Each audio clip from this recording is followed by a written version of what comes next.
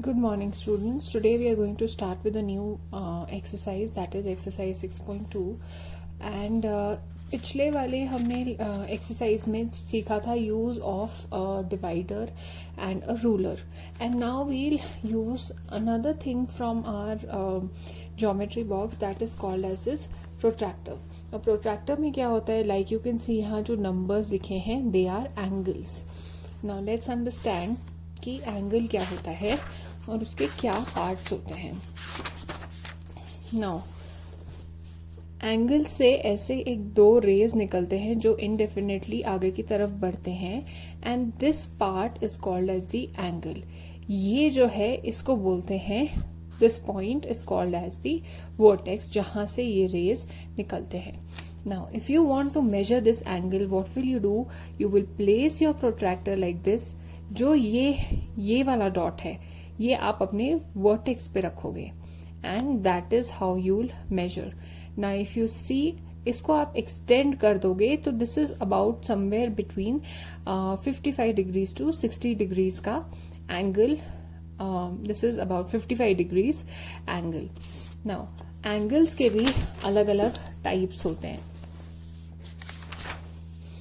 Now जो angle यहाँ पे हम नंबर्स देख रहे हैं, जो एंगल 90 डिग्री से कम होता है, दैट मीन्स 0 to 90 के बीच में आता है, उसको क्या बोलते हैं, that angle is called as an acute angle. Now if I measure this, ये 90 से पहले आ रहा है, it is if I place this here, it is 42 or 43 degrees का एंगल है, which is less than 90. So this is an acute angle. Next is right angle. Right angle क्या होता है, जो exactly 90 degrees का होता है, like this one, ये 90 पे जा रहा है, it is called as a right angle. Next type of angle is अब ऑब्ट्यूज एंगल. ऑब्ट्यूज एंगल कौन से होते हैं, जो कि 90 डिग्री से यहाँ लास्ट में क्या नंबर है हमारे पास 180, 90 to 180 के बीच के एंगल्स जो होते हैं they are called as obtuse.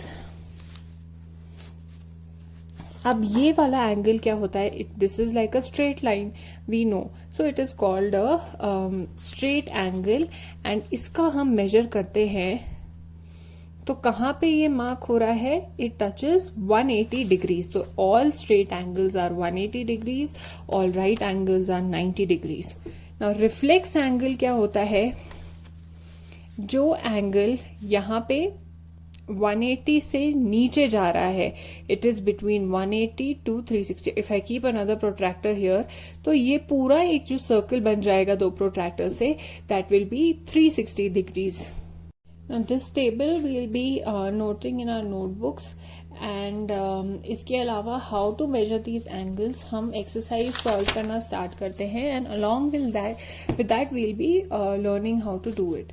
Now if we begin with the first question of the exercise 6.2. Now यहाँ पे आप देखो, what fraction of a clockwise revolution does the hour hand of a clock turn through when it goes from 4 to 6. हम सिर्फ are hand जो कि 4 यहाँ है 4 two, please use a scale because I am holding the phone with the other hand, तो मैं नहीं कर पा रही हूँ. And this is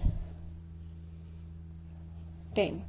What fraction when it goes from 4 to 10? अभी नाउ इफ वी काउंट, यहाँ पे टोटल यूनिट्स कितनी है, 12 यूनिट्स हैं, तो टोटल हमेशा फ्रैक्शन के डिनोमिनेटर में आता है. ओके, एंड लेट्स सी कि हमने 4 to 10 से आवर हैंड ने जाने में कितनी कवर की, 1 2 3 4 5 6, so 6 out of 12. Now what will you do, convert this into simplest form. We know 6 1s are 6 and 6 2s are 12. So this is our answer. अब ऐसे ही 2 से 5 में गई, denominator will always be 12, and let's see कितने cover किए हमने, 1 2 and 3 out of 12.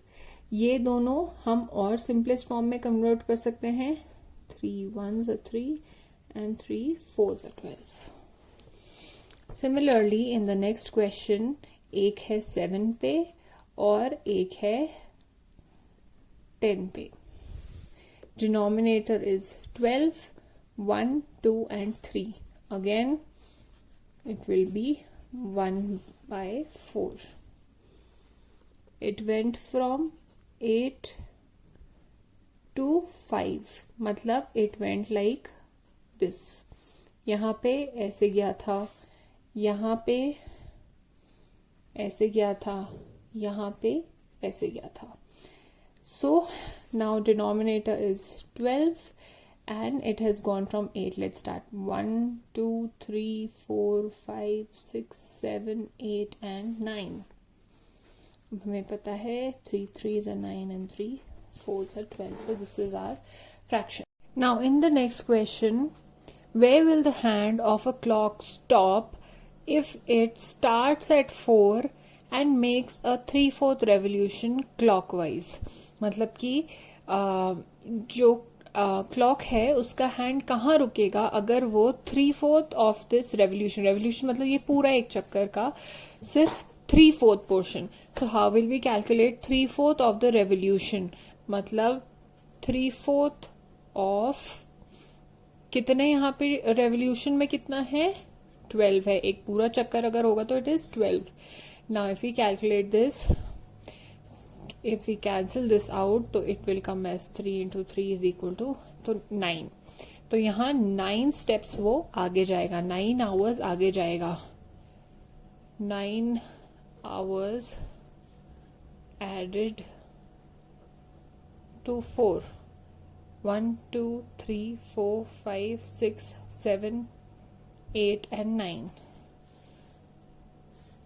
It will stop at 1. Similarly in the next question, from where will the hand of a clock stop if it starts from 8 and turns through 2 right angles? Right angle क्या होता है? 90 degrees का होता है right angle. अगर हम यहाँ से ऐसे मेजर करते हैं using a protractor, it has to be above, exactly above this line और ये पॉइंट के स्टार्ट में. तो यहाँ 90 हुआ, बट हमें 2 राइट एंगल्स करने हैं, मतलब 2 बार 90 डिग्रीज. 2 बार 90 डिग्रीज मतलब we will add 90 plus 90 which gives us 180. अब हमें पता है 180 डिग्रीज जो एग्जैक्ट एंगल होता है that is called as the straight angle, because उधर एक स्ट्रेट लाइन बन जाती है. तो अगर ये स्ट्रेट लाइन बनती है तो it will come over here, which means यहाँ पे कौन सा नंबर है? 2. So the clocks hand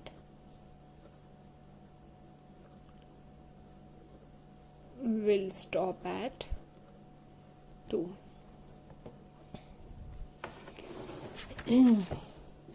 next question में सिमिलरली 2 स्ट्रेट एंगल्स फ्रॉम 7.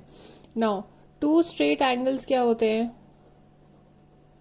जैसे हमने लास्ट क्वेश्चन में 2 राइट एंगल्स किया था, वो होगा इन this case 2 straight angles that is 180 plus 180 degrees which gives us 360 degrees. 360 degrees मतलब वो वही सेम पोजिशन में आ जाएगा. So it means it will stop at 7. कैसे? यहाँ पे अगर हम स्ट्रेट एंगल करते हैं पहला तो वो 1 पे आएगा. Then if I keep it like this, put it on 1 and straight angle करेंगे, then again you can see it is going towards 7. जो नेक्स्ट क्वेश्चन है वो स्लाइटली डिफरेंट है, concept is the same. Now what part of a revolution have U turn through if you stand facing south and turn anti clockwise towards east? Anti clock कैसे घूमती है? ऐसे.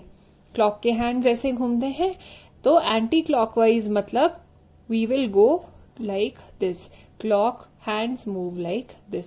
सो we will go from, कहाँ जाना है हमें? Facing south मतलब हम यहां हैं, and anti clockwise towards east. इधर जाना है, तो हमने यहाँ पे टोटल फ्रैक्शन, टोटल कितने पार्ट्स हैं यहाँ पे 4, हमने 4 में से कितने कवर किए 1, तो this is 1/4. Now before we begin with the next question, let us revise. Between 180 to 360 degrees जो angles होते हैं, they are called as reflex.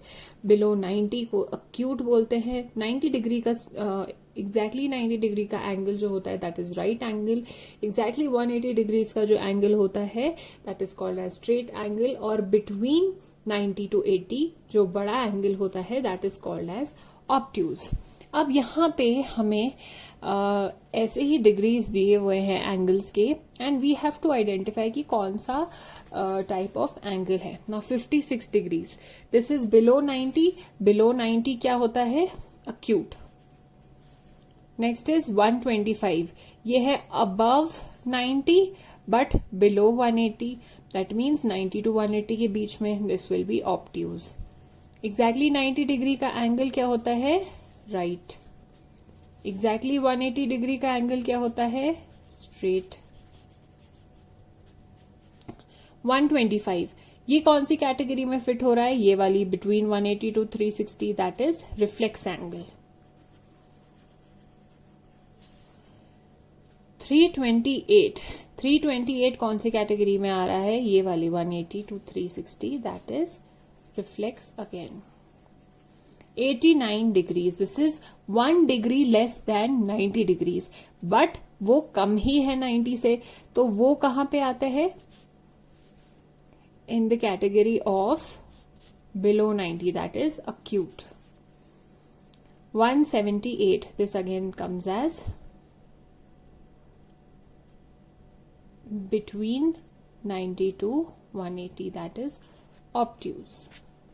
Students, in the next question we will be using a protractor roughly and identifying कि कौन सा angle in given figures का acute है, obtuse है and reflex है. ये वाला हम देखते हैं, तो this comes as below 90, so this is acute. This one comes as above 90, so ये obtuse है. इस वाले एंगल से how will we keep our protractor to measure? इधर वाली लाइन में एंड इस पॉइंट के साथ में. Now this is only about 24 degrees, तो दिस इज अगेन अक्यूट. यहाँ पे जो राइट एंगल्स होते हैं उसमें ऐसे instead of the other ones, अगर आप नोटिस करोगे तो सब में ऐसे कर्व है, जहां पे ऐसे एक छोटा सा स्क्वायर है. These are always right angles. तो ये तो राइट एंगल हो गया. नाउ इन दिस केस हम ऐसे अपना प्रोट्रैक्टर प्लेस करेंगे एंड वी सी कि ये 90 के ऊपर जा रहा है. It is 100 degrees which is obtuse. Similarly in this angle हम ऐसे अपना प्रोट्रैक्टर रखेंगे एंड ये कहां पे जा रहा है? It is going a little about 99 degrees which is again obtuse. ये वाले एंगल के लिए we will place our protractor like this and हमें दिख रहा है कि ये 90 से पहले पड़ रहा है, तो ये acute है. Similarly in this case ये 90 से छोटा एंगल है, तो that is acute. ये 90 से बड़ा है, इस तरफ है, तो it is obtuse. ये मैंने आपको बताया जहां ऐसे छोटे स्क्वायर्स बने होते हैं, these are right angles. And again in this one हमें दिख रहा है कि ये 90 से छोटा है, तो it is acute angle. For now I have only written initials. Now in this case हमें दिख रहा है कि अगर हम ये वाला एंगल मेजर करेंगे, so we place it like this, okay, and ये आ रहा है अबाउट 108 डिग्रीज का. तो 108 से अगर हम माइनस करते हैं 360, तो it comes in the category of reflex angle which is between 180 to 360. Now in the next question हमें प्रोट्रैक्टर का यूज करना है. We have to measure these angles and tell कि कितने डिग्री का कौन सा एंगल है. Now the first one, that is how we place the protractor. Now I can easily see that it is coming somewhere over here. 60 के बाद में 2 degrees. So this is 62 degrees. In this case, I will place it like this and it is coming as over here. And यहाँ पे number है 116 degrees. Now this angle, if I want to measure,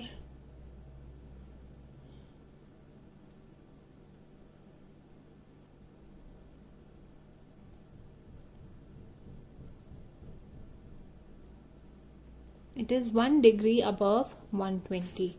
So this is 121 degrees. Similarly in this, जब हमें ये वाले angles protractor से reflex angles find out करने हैं, तो उसके लिए हम क्या करेंगे, पहले जो छोटा वाला एंगल है, using our protractor we will measure. तो इट कम्स एज 45. तो रिफ्लेक्स एंगल क्या होगा, 360 से हम 45 माइनस करते हैं तो it comes as 315 degrees. Similarly इस केस में ये 125 डिग्रीज था, तो हम 360 से 125 डिग्रीज माइनस करेंगे तो हमें बचा हुआ एंगल मिल जाएगा, which is 235 degrees. Now in this case हमें ये क्लॉक के हैंड्स के बीच का एंगल मेजर करके बताना है. We have to be very careful because हमारा ये एंगल बहुत छोटा सा है. Now, where is this hand going? It is going towards this line. This line is going towards 60 degrees. So this is 60 degrees. Similarly, in this case, ऐसे हम carefully place करेंगे. Where is the angle going? It is going towards this line and it is 30 degrees. ये वाला angle थोड़ा बड़ा दिख रहा है. Let's measure it. Where is it going? It is going towards this and it is 150 degrees. So students, with this हमने सीखा कि कैसे प्रोट्रैक्टर का यूज करके अलग अलग categories of angles we can find out कि कौन सा एंगल है. एंड हम क्वेश्चन नंबर 10 तक एक्सरसाइज 6.2 कवर कर रहे हैं. If there is any doubt please ask me.